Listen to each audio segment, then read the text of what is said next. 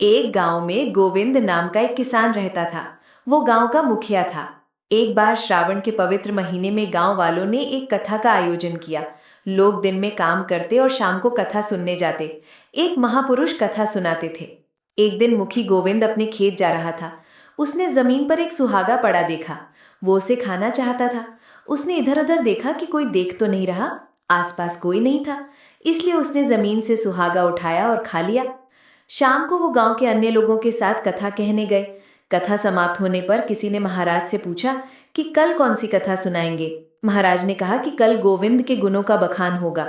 महाराज बोले, गोविंद का अर्थ है भगवान कृष्ण। गोविंद भगवान कृष्ण का एक नाम भी है। मुखी गोविंद समझ गया कि महाराज उसके बारे में बात कर रहे हैं। उसे लगा कि महाराज ने उसे घिरा हुआ बोरा खाते हुए देख लिया होगा, इसलिए वो पूरे गांव को ये बात बताना चाहता था। इसलिए मुखिया ने महाराज को उपहार देकर प्रसन्न करने का निश्चय किया। मुखिया महाराज से मिलने गया और उनके लिए फल लाया। मुखिया ने सोचा कि अब महाराज उसके बारे में किसी से बात नहीं करेंगे। कहानी समाप्त होने पर किसी ने महाराज से पूछा कि अगले दिन वे कौन सी कहानी सुनाएंगे।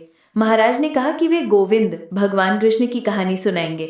मुखी गोविंद समझ गए कि महाराज को और उपहार देने होंगे ताकि वे अपनी बात ना कहें। इसलिए मुखी ने महाराज को वस्त्र दिए। कुछ दिनों तक ऐसा ही चलता रहा। महाराज गोविंद यानी भगवान कृष्ण के बारे में बात कर रहे थे। तभी मुखी गोविंद समझ गया कि महाराज उसे धमका रहे हैं कि वो उनकी बातें सबको बता देगा। इसलिए मुखी महाराज को फल, वस्त्र, धन आदि उपहार देने गया। कुछ दिनों बाद मुखिया ने सोचा कि महाराज की ये धमकियां बंद होनी चाहिए।